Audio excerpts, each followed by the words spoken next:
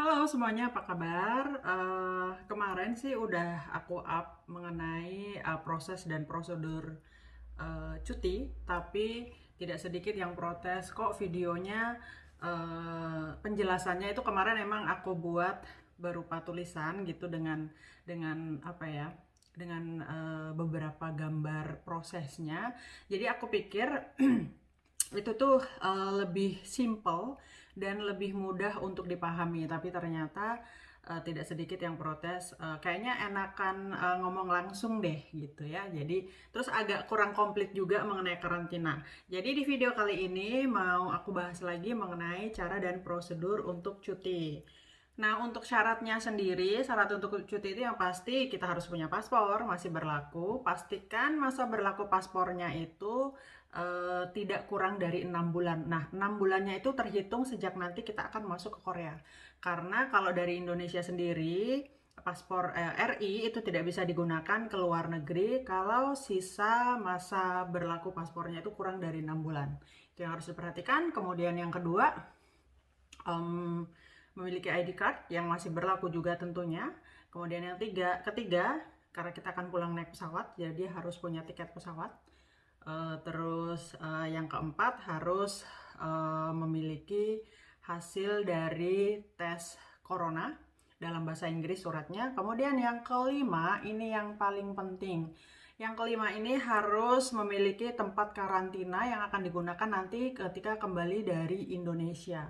Nah, kemarin-kemarin bukan hanya aku, ada beberapa teman-teman juga yang memang sangat peduli dengan PMI yang dari Korea Selatan. Itu banyak yang menghimbau jangan cuti, jangan cuti, jangan cuti, dan jangan cuti. Nah, himbauan itu sebenarnya bukan larangan. Kita hanya menghimbau karena tidak sedikit PMI yang sudah pulang ke Indonesia nggak bisa masuk ke Korea lagi karena mereka tidak punya tempat karantina. Nah, beda dengan tidak punya tempat tinggal ya. Nanti dibilang PMI di Korea nggak punya tempat tinggal. No, bukan tempat tinggal, tapi tempat karantina. Nah, sementara rata-rata teman-teman kita ini tinggalnya di mes. Entah itu mesnya di dalam perusahaan atau di luar perusahaan. Apapun itu, yang namanya mes itu kan tidak ditinggali sendiri. Jadi akan bareng-bareng dengan teman-teman pekerja yang lainnya. Jadi mes itu tidak bisa digunakan untuk tempat karantina kecuali si pekerja ini, ada beberapa contoh teman kita yang bisa menggunakan mesnya dia untuk karantina karena memang fasilitas dari perusahaannya ini dia tinggal di one room sendirian, nggak ada teman yang lainnya. Nah, yang seperti ini bisa digunakan untuk tempat karantina. Atau ada teman kita, beberapa teman kita yang dia memiliki kontrakan atas nama sendiri. Ini bisa dijadikan untuk tempat karantina. Karena untuk untuk teman-teman pekerja, prosesnya itu beda dengan proses saya. Kalau saya kan tidak melewati IPS, jadi langsung bisa menggunakan rumah saya sendiri. Bentar-bentar, lipstick saya kok seksi banget ya. Nah, mungkin skip dulu sedikit cerita. Takutnya nanti ada teman yang nanya, ih lagi karantina kok dandan gitu ya. Karena memang hari ini ada jadwal meeting, Zoom meeting sama dua apa namanya rekan bisnis saya. Meeting yang pertama sudah selesai, kemudian break ini lagi tag video untuk teman-teman. Terus setelah ini juga ada meeting yang kedua nanti, gitu ya. Jadi please jangan diprotes lagi karantina dandan mau kemana sih gitu. Ini untuk keperluan apa namanya meeting ya. Jadi kan gak enak meeting kalau nggak dandan gitu. Kayaknya yang lainnya kan rapi gitu. Sementara aku jangan sampai meeting nggak dandan belum pakai daster gitu kan. Oke, kembali lagi ke masalah tempat karantina. Jadi pastikan untuk teman-teman semuanya yang mau cuti harus memiliki tempat karantina sekembalinya nanti dari Korea. Terus kalau yang nggak punya tempat karantina gimana? Bisa menggunakan fasilitas pemerintah. Dan fasilitas pemerintah ini satu harinya kalau tidak salah 150.000. 150.000 dikali 14 hari, silahkan dihitung sendiri. Dan perlu juga teman-teman ketahui, ini ada kemungkinan-kemungkinan yang bisa saja terjadi meskipun apa namanya mungkin hanya 0,1% yang akan mengalami seperti ini. Jadi gini, ketika kita masuk ke Korea, kita akan satu pesawat dengan penumpang-penumpang yang lainnya. Katakanlah kayak saya kemarin kalau nggak salah bareng dengan sekitar 50 orang. Nah, dari 50 orang ini kan nanti akan masuk di tanggal karantina yang sama, dan juga masa karantinanya akan berhenti di tanggal yang sama. Nauzubillah min dzalik, amit-amit. Kalau misalkan dari 50 orang ini satu saja terdeteksi positif corona, penumpang-penumpang yang lainnya masa karantinanya ini akan ditambah 7 hari. Jadi totalnya menjadi 21 hari.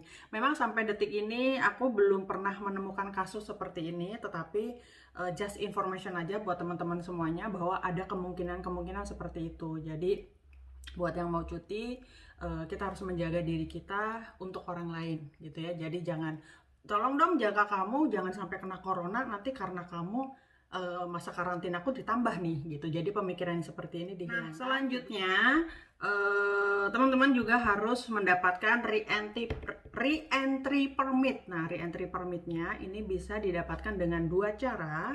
Yang pertama, bisa masuk ke webnya imigrasi Korea, jadi didapatkan secara online, dan untuk mendaftarkan re-entry permit ini harus dilakukan minimal 4 hari sebelum tanggal penerbangan, atau ya untuk amannya sih 7 hari ya sebelum tanggal penerbangan, jangan jauh-jauh hari juga gitu. Jadi sekitar 7 sampai 4 hari sebelum penerbangan itu adalah masa yang aman untuk mendapatkan re-entry permit.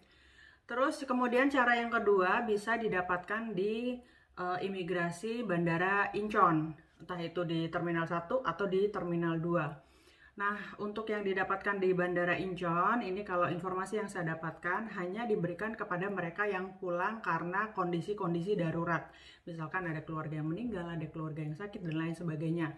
Tetapi untuk di luar itu diarahkan untuk melapor secara online gitu ya. Jadi banyak teman-teman juga yang setelah saya informasikan seperti ini nih, banyak yang bingung, aduh saya nggak tahu caranya online, tolong dong di onlinein dan lain sebagainya. Mohon maaf, bukannya saya tidak mau membantu, tetapi ini kan nanti berhubungan dengan data-data mereka ya gitu. Jadi lebih baik sih dibanding meminta tolong orang di luar perusahaan masing-masing, ada baiknya kalau minta tolong ke staf kantor di perusahaan masing-masing, itu akan lebih membantu. Oke, terus kalau sudah disiapkan semua surat-surat tadi, mudah-mudahan sih sudah komplit ya. Paspor, ID card, terus tiket, hasil swab, tempat karantina, kemudian re-entry permit. Insya Allah sudah komplit ya.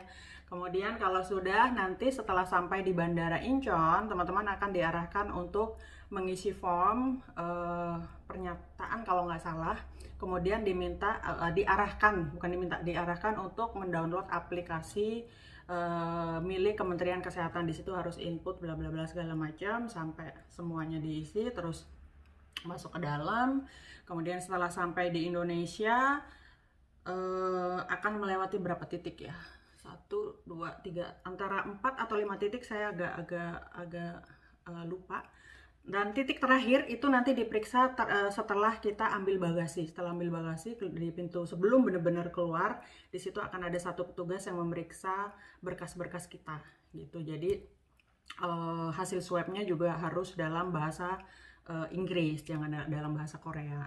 Kemudian setelah sampai di Indonesia, banyak yang tanya apakah di Indonesia juga diwajibkan karantina. Nah, kalau untuk ini aku tidak bisa jawab apakah harus karantina atau tidak, karena setiap daerah itu kan beda-beda. Kayak misalkan aku pulangnya itu ke Depok, dan tidak ada arahan khusus untuk melakukan karantina ini tadi, karena aku sendiri punya swab. Oh ya, untuk swabnya ini harus dilakukan 1 kali 48 jam sebelum penerbangan ya, untuk syarat flightnya. Jadi kayak kemarin aku berangkat ke Indonesia itu tanggal 19 Oktober. Jadi aku tes swabnya itu tanggal 17 pagi, sebelum jam 10 kalau nggak salah waktu itu. Jadi aku tes swab, kemudian aku langsung ke imigrasi ambil re-entry permit. Karena waktu itu untuk re-entry permit masih bisa datang ke imigrasi setempat. Terus tanggal 18 siang jam 2 kalau nggak salah aku ambil hasil swabnya.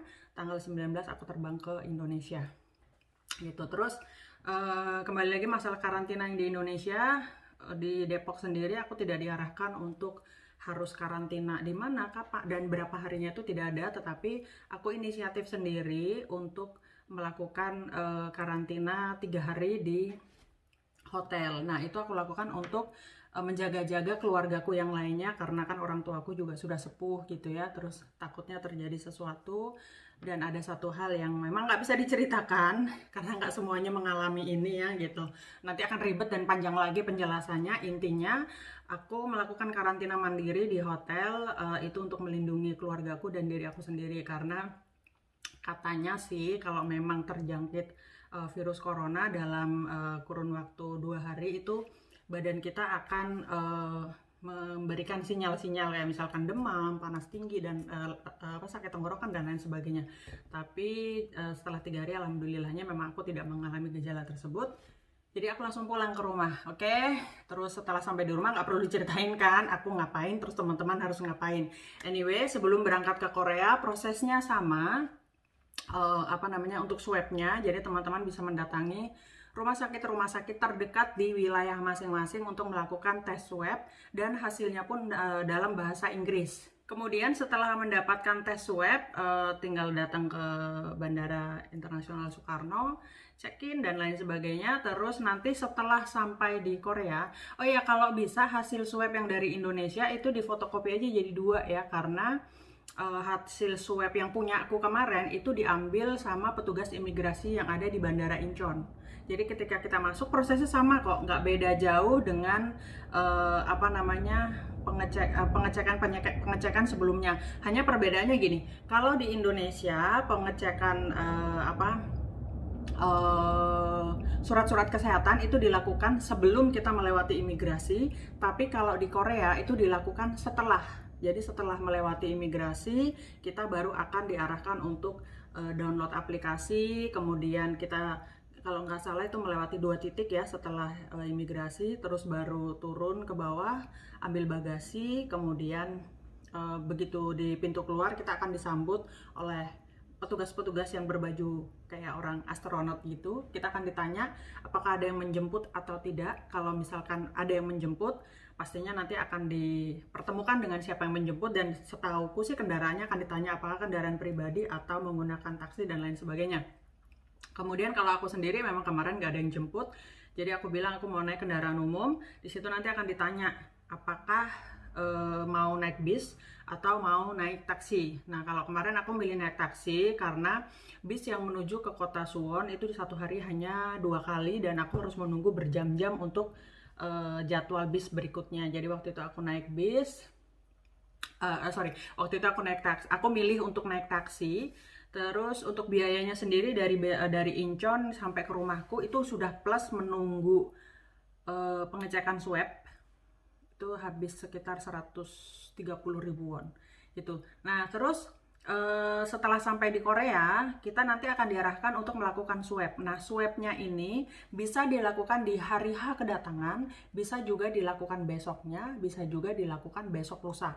Karena tes swab ini harus dilakukan maksimal 3 hari, terhitung sejak kedatangan. Nah, aku orangnya nggak mau ribet karena aku pikir mau dilakukan hari ini, besok atau besok lusa, toh aku nggak bisa menghindari ini, harus melakukan tes swab. Jadi aku memilih untuk di hari H aku minta diantarkan ke puskesmas setempat yang sudah ditunjuk oleh pemerintah Korea untuk menangani masalah COVID ini. Jadi nanti setelah sampai di puskesmas setempat, teman-teman akan disambut oleh petugas-petugas puskesmas dengan pakaian itu tadi kayak astronot gitu. Kita akan dicek data kita dan lain sebagainya. Kalau aku kemarin aku nunggu sekitar 3 jam karena dataku belum masuk ke puskesmas tersebut. Terus setelah melakukan tes swab baru aku pulang ke rumah dan dapat bingkisan kemarin dari puskesmas. Ada kantong plastik sampah biasa, kantong plastik makanan, terus ada termometer, ada masker kalau nggak salah sekitar 5 lembar, kemudian ada beberapa petunjuk-petunjuk apa saja yang harus dilakukan selama masa karantina.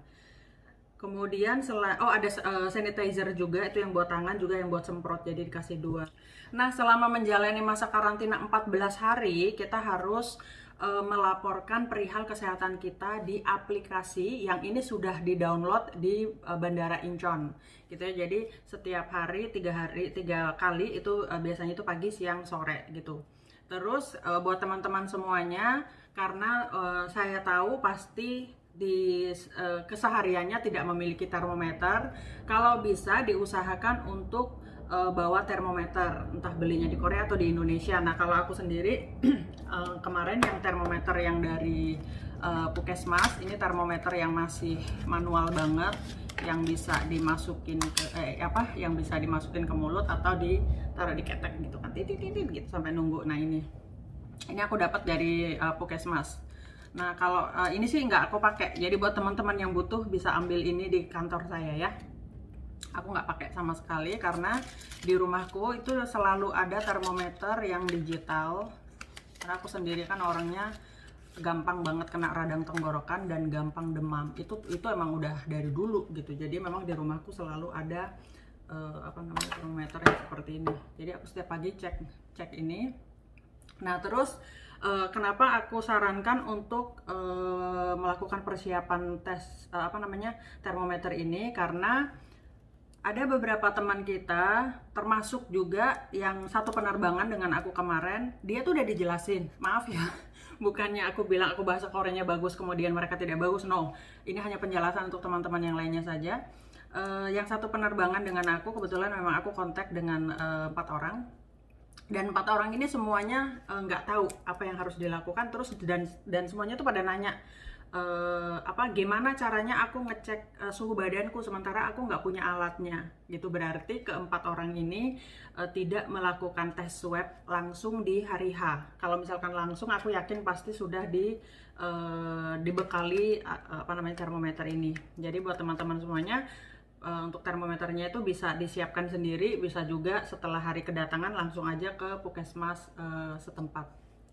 Laporannya tuh tiap hari. Kemudian di hari keempat, kalau nggak salah di hari keempat karantina, nanti akan dikirimi makanan, dan makanan ini yang ngirim adalah Puskesmas setempat. Isinya, kalau ini aku ceritain punya aku ya, karena setiap orang mungkin ada agak sedikit berbeda-beda. Kalau punya aku kemarin ada beras 2 kilo, kemudian ada spam ada spamnya 2 kalau nggak salah, terus ada mie, kemudian ada kimchi jjigae, terus ada budae-jjigae, terus ada kim, terus apa lagi ya kemarin ya, pokoknya makanan persediaan makanan keseharian sih ya gitu. Nah, buat teman-teman yang bingung, misalkan kalau aku emang karantinanya di rumah, dan kebetulan aku punya beberapa teman sahabat yang baiknya amit-amit banget, dan aku mungkin nggak bisa balas sampai akhir hayatku. Di hari karantina beberapa hari, sekitar 3-4 hari gitu, emang kebetulan waktu itu aku karantinanya itu ketemu Sabtu dan Minggu, jadi ada beberapa teman yang memang nggak kerja pada hari itu. Mereka nganterin makanan terus ditaruh di depan pintu, terus aku nggak ketemu sama mereka, makanannya aku ambil. Jadi kalau aku sendiri sih stok makanannya alhamdulillah berlimpah. Tapi buat teman-teman yang lainnya kan mungkin bisa jadi tidak ada yang mensuplai makanan. Jadi kalau saran aku sih, jangan coba-coba untuk keluar sebentar beli makanan dan lain sebagainya ya, karena kan kita sebenarnya bisa pesan by phone, kan banyak banget tuh makanan-makanan yang kita bisa order dari rumah gitu. Jadi saran aku sih, jangan melakukan pelanggaran, karena selama masa karantina ini kita tidak boleh keluar dari pintu utama rumah kita. Terus selama masa karantina harus menggunakan masker. Jadi mungkin itu saja sih penjelasan aku mengenai proses dan prosedur karantina, cuti plus dengan karantinanya. Jadi mudah-mudahan setelah video ini aku up di YouTube, nggak ada lagi yang protes kurang ini, kurang itu, dan lain sebagainya. Kalau misalkan memang kurang ini dan kurang itu, bisa tanya ke Facebookku. Jadi aku punya medsosnya itu hanya 3 ya, YouTube, Instagram, kemudian Facebook. Namanya tuh sama, Kwon Rosi gitu, nggak pakai nama yang lainnya.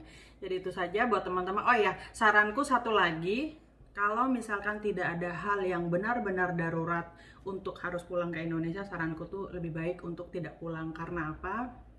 dalam kondisi seperti ini menghindari untuk cuti itu adalah apa namanya, keputusan yang paling bijak dan terbaik. Karena apa?